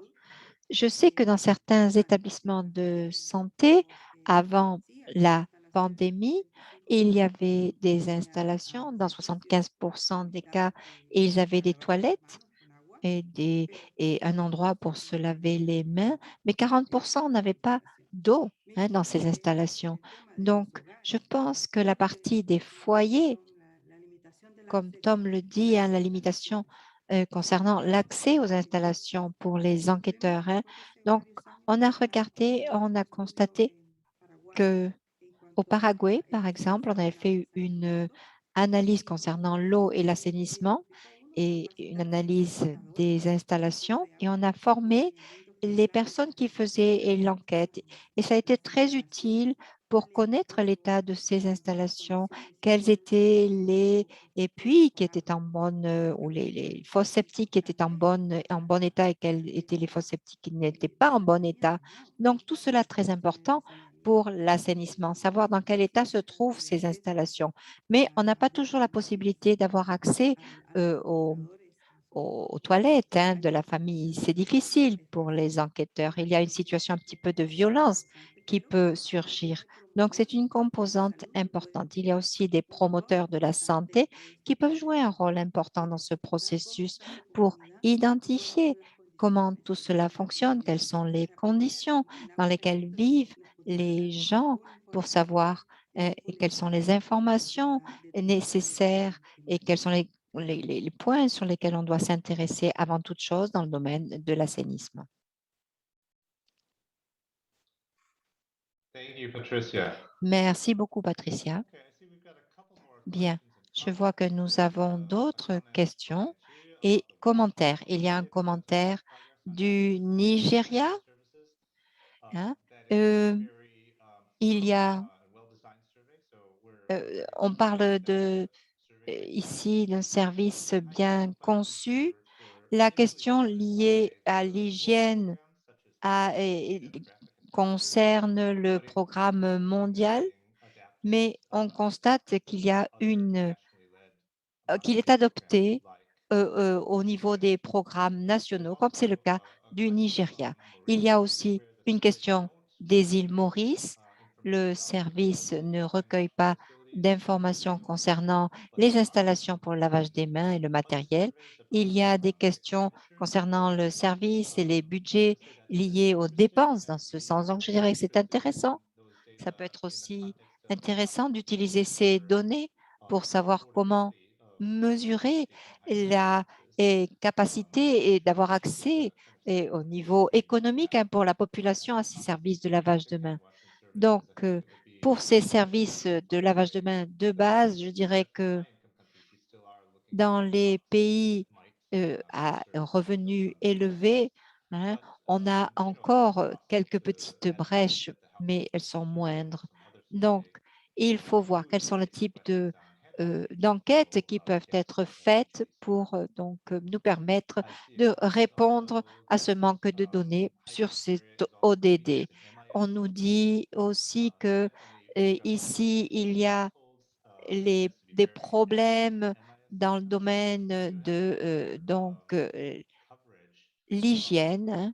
On a une couverture des services d'hygiène au niveau sectoriel, par exemple à l'école, hein. Très souvent, on a des données qui figurent dans le système éducatif et que l'on peut recueillir. Dans le service de santé, pareil, on a des informations qui sont collectées concernant l'hygiène du lavage des mains dans le secteur de la santé. Et puis, des fois, les toilettes, la présence des toilettes figure dans ce type de données. Bien, nous allons passer à notre point suivant. Voyons, je vais regarder s'il y a des questions importantes, mais je crois qu'on y répond dans le chat. Donc, nous allons passer au point suivant. Et Tom a la parole. Oui, il y a quelques questions sur l'assainissement dans le chat.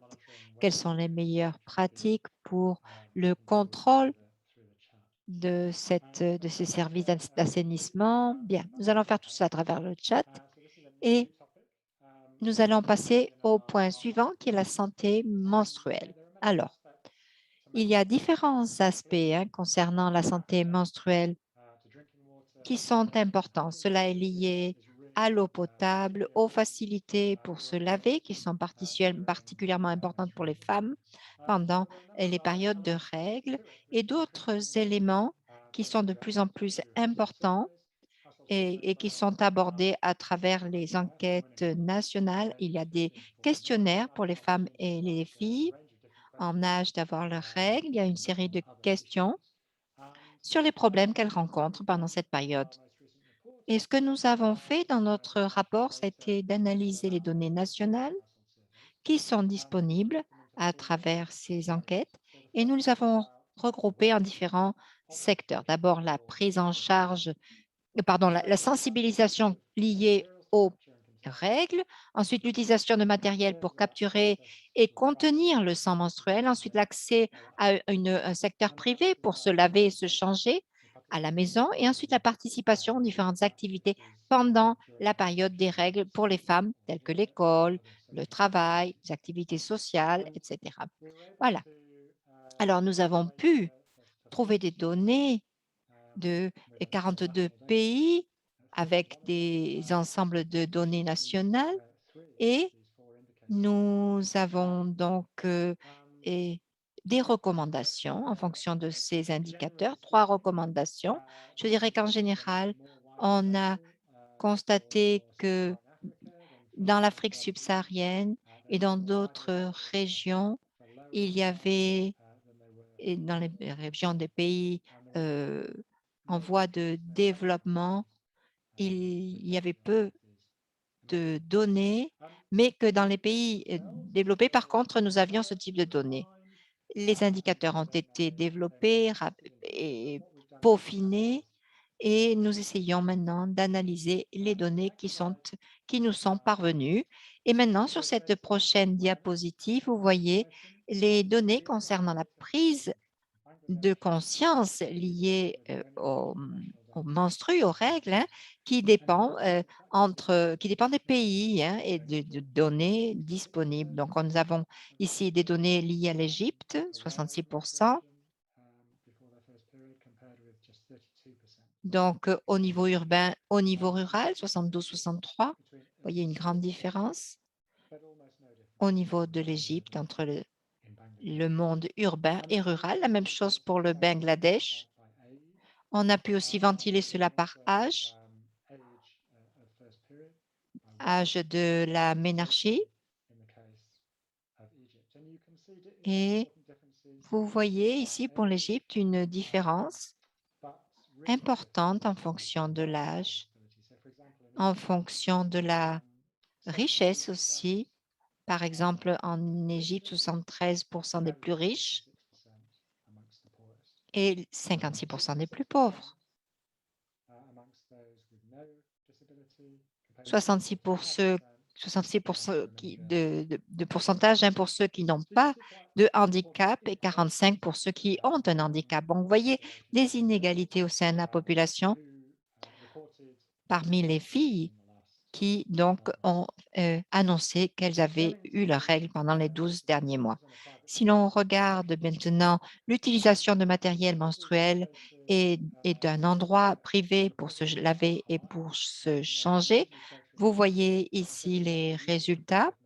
Donc, l'utilisation du matériel en bleu clair qui va de 81% à presque 100%.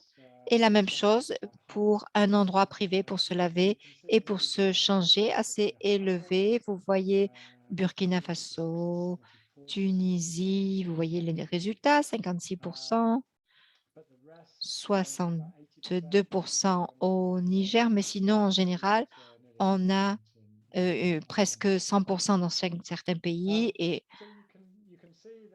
80 et quelques pourcents dans d'autres. Donc, on voit qu'il y a des différences, mais qu'en général, l'accès à ce type de matériel et un endroit pour se changer et se laver est assez élevé. Mais maintenant, si on regarde les pays, si on regarde la ventilation faite entre zones rurales et zones urbaines, on a 12 pays.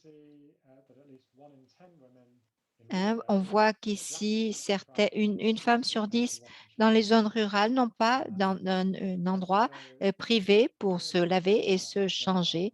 Donc, de nouveau, on voit qu'il y a des gros problèmes encore dans les zones rurales. Et, par exemple, au Niger, la moitié des personnes qui vivent en zone rurale n'ont pas ce type d'endroit privé pour se laver et se changer.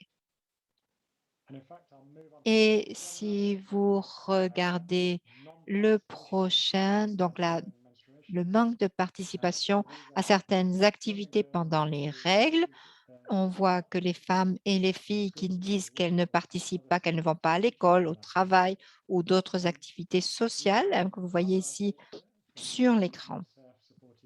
Donc, nous avons des données de l'UNICEF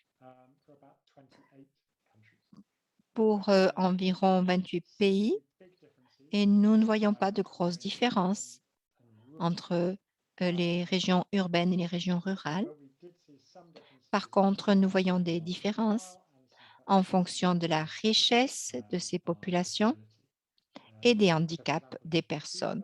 Par exemple, à Cuba, on voit que 32% des femmes des zones rurales ne vont pas participer à certaines activités, comparé à 25% dans les zones urbaines. Et pour les femmes les plus pauvres, 4 fois moins de possibilités de participer que les femmes les plus riches à ces activités. Mais la non-participation ne reflète pas nécessairement les restrictions sociales, les restrictions qui peuvent être liées au fait de ne pas avoir de ressources ou des fois, c'est un choix des filles de ne pas participer. Donc, nous devons commencer à travailler sur ces données pour avoir plus de précision et peaufiner ces données. En ce qui concerne les handicaps, les personnes handicapées, on a davantage de différences ici. Les femmes qui ont des difficultés fonctionnelles ou celles qui n'en ont pas. Donc, on parle ici de problèmes pour voir, entendre, marcher.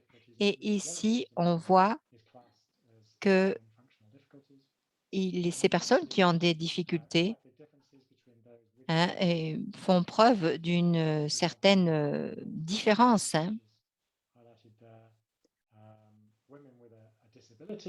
Par exemple,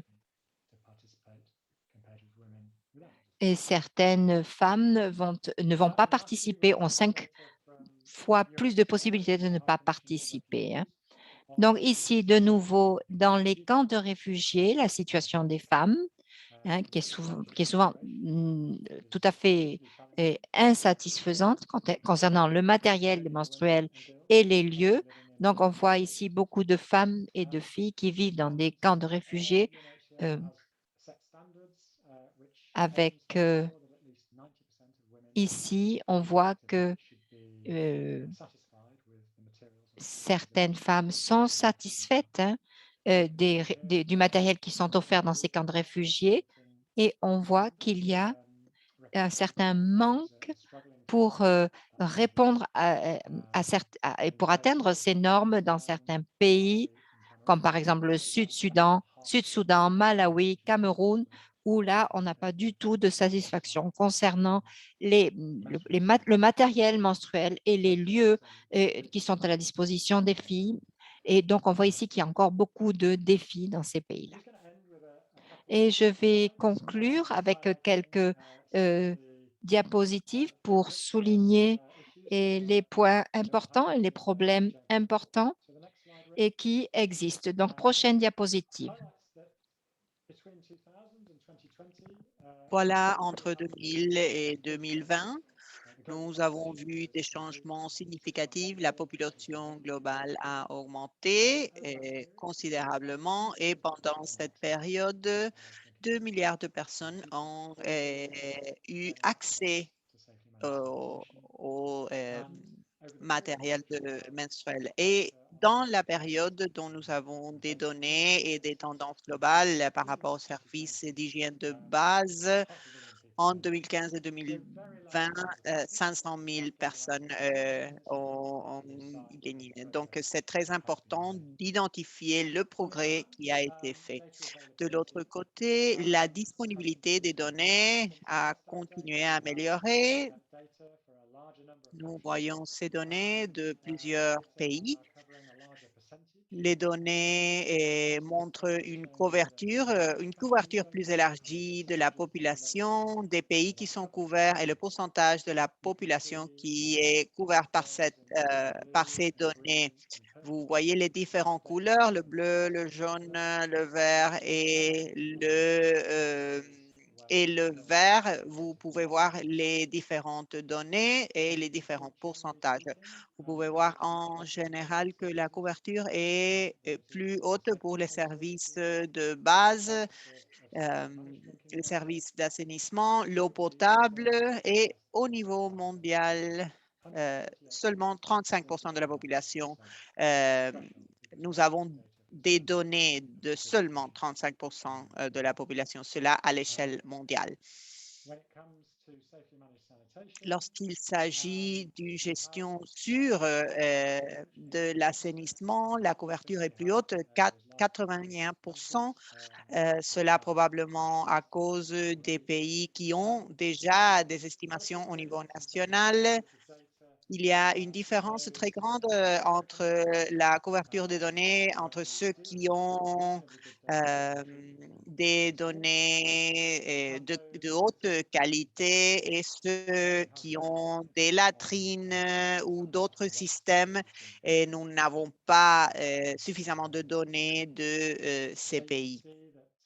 Donc, vous pouvez voir ici très clairement que la gestion sur des déchets est indiquée ici comme l'un des grands défis lorsqu'il s'agit de la surveillance à niveau global. 87% ont des données par rapport au service d'assainissement et la couverture ici montre seulement 1% de la population. Donc, beaucoup de travail à faire et nous devons concentrer nos efforts sur ces aspects dans l'avenir. Rick, je vous donne la parole encore une fois pour la dernière partie de la discussion aujourd'hui. Nous avons quelques minutes pour avoir une discussion en général de comment renforcer les systèmes pour ces indicateurs. Nous avons quelques questions spécifiques qui ont été écrites sur le chat. Je vous encourage à lever la main ou bien allumer votre micro directement ou bien écrire dans le chat. Nous avons quelques questions spécifiques qui sont sur la santé menstruelle en général et les différences par rapport au niveau de revenus et les personnes handicapées. et ce qu'UNICEF et l'OMS sont en train de faire par rapport à ce problème. L'OMS, je peux répondre et peut-être Tom peut répondre au nom de l'UNICEF. Et peut-être Tom, vous pouvez aussi répondre la deuxième question par rapport aux données collectées dans les camps de réfugiés par rapport à l'hygiène menstruelle. La santé menstruelle dans l'OMS est quelque chose qui continue à augmenter en termes d'importance. Cela change de manière permanente. Nous avons parlé d'hygiène menstruelle, de santé menstruelle et seulement cette année, nous avons vu un document qui propose une nouvelle définition de santé menstruelle pour inclure l'hygiène menstruelle, mais d'autres aspects aussi, y compris la santé mentale.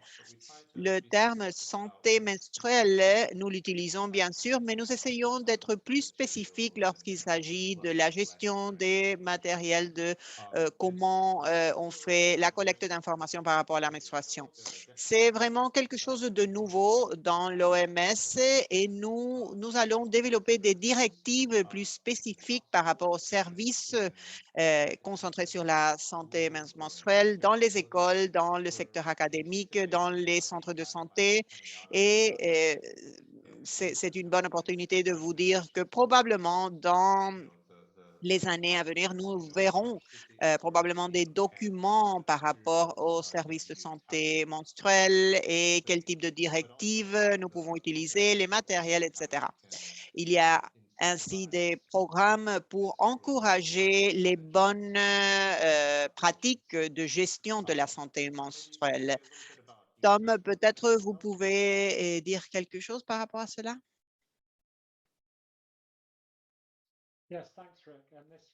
Oui, merci Eric. C'est tout à fait un sujet qui continue à être développé. Il y a des priorités, bien sûr, qui doivent être adressées et par rapport aux ODD, cela est quelque chose de très important. Vous pourrez voir qu'il y a une différence spécifique entre les besoins des femmes et des filles et beaucoup du travail qui a été mené par rapport à la santé et l'hygiène est une réponse à ce qui a été identifié. Les directives qui ont été développées, les indicateurs qui peuvent être utilisés pour ces programmes ont été très importants et nous avons également soutenu le développement de nouvelles questions dans le sondage auprès des ménages. Ces questions ont été développées par le sondage cluster et a été adopté par plusieurs agences et nous commençons à avoir des nouvelles données qui commencent à apparaître. Nous continuerons à améliorer ces questions, à les rendre plus spécifiques et à considérer des nouvelles indicateurs que nous devons tenir en compte. Mais je pense que les données sont déjà très intéressantes et elles soulignent les principaux défis. L'UNICEF est en train de recueillir ces données à travers les sondages. Tout d'abord, des revenus de la population, ce sont des rapports mensuels et également des rapports annuels ce que Rick a montré par rapport à la population et toute cette information fait partie du système global. Nous sommes en train de recueillir à ce moment-là de l'information par rapport à l'hygiène menstruelle et cette information est très importante et on a identifié des nouvelles sources de données également. Il y avait une autre question par rapport aux personnes handicapées. disability is Il y a eu un changement très significatif par rapport aux personnes handicapées en relation avec les services d'assainissement en demandant si les ménages avaient des personnes handicapées ou ici, il y avait des personnes dans le ménage qui avaient un handicap particulier. Et donc, nous avons obtenu de l'information générale des ménages s'il y avait des personnes handicapées dans le ménage, mais par rapport à la santé menstruelle, nous avons pu obtenir l'information des individus eux-mêmes et de pouvoir savoir s'ils avaient accès à des produits d'hygiène menstruelle, s'ils pouvaient participer ou s'ils étaient exclus des activités en général pendant ces règles, etc. Et cela a été possible seulement dans le contexte d'un sondage auprès des ménages et d'aussi inclure un module spécifiquement pour les personnes handicapées. Ce groupe de travail a obtenu ces données qui ont été vraiment très, très puissantes. Merci, Tom. Sans doute beaucoup d'intérêt par rapport à ce sujet. Nous avons des données qui ont été recueillies vraiment de la personne elle-même et de vraiment savoir combien de personnes ont de l'accès à ces services, etc. Par rapport à l'eau, à l'assainissement et l'hygiène, il y avait beaucoup de questions par rapport au fait que le sondage se fait au niveau du ménage et pas au niveau des individus. Donc, peut-être cela ne reflète pas les inégalités dans le ménage avec les différents âges, s'il y a une personne avec un handicap ou l'inégalité entre les sexes. Et donc, je pense que cela doit être tenu en compte sans doute. Il y avait une autre question par rapport aux données de la santé menstruelle et la disponibilité des matériels de santé menstruelle. Dans les sondages en général, on demande les femmes et les filles ce qu'elles utilisent, quels produits d'hygiène menstruelle ils utilisent, si c'était un sous-vêtement seulement, cela n'est pas un produit d'hygiène menstruelle, mais nous n'avons pas une question standardisée par rapport à lorsque les femmes et les filles n'utilisent pas un produit d'hygiène menstruelle. Est-ce que c'est parce qu'il n'y a pas de disponibilité, parce qu'ils sont disponibles, mais elles ne peuvent pas payer le coût de ces produits si c'est une pratique culturelle? Donc, c'est important de mieux comprendre le contexte spécifique de ces questions pour vraiment savoir les raisons pour lesquelles les produits d'hygiène menstruelle sont utilisés ou non.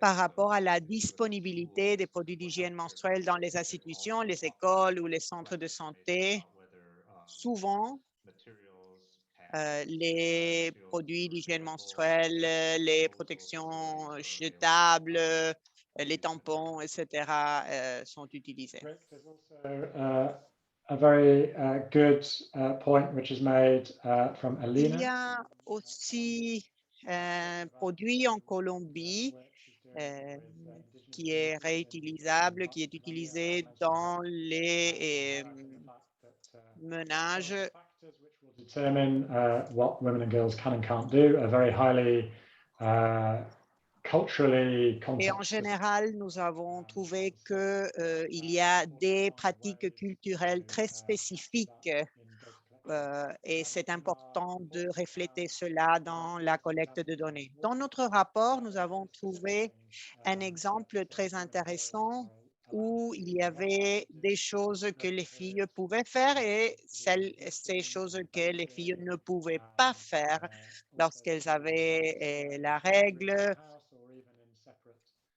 Peut-être dans quelques cas, il y avait pendant la menstruation, il y avait le besoin de ne pas vivre à la maison, d'être dans un autre endroit. Bon, de différentes pratiques. Mais il y a des manières, je pense, de refléter ces différentes restrictions et ces manières standardisées d'identifier les différences culturelles entre les différents pays. Je pense que c'est important de le faire de plus en plus dans le futur. Merci. Thanks, Tom. Yes. And again, this Merci, is Tom. an area that we're all very excited about. So we're coming up to the close. We still have time if Nous people sommes en train de finir notre séance d'aujourd'hui. Si vous avez des questions ou bien Patricia de l'OPS, peut-être vous pouvez peut-être réfléchir ou bien partager des pensées finales pour notre séance. Vous pouvez le faire maintenant. Merci.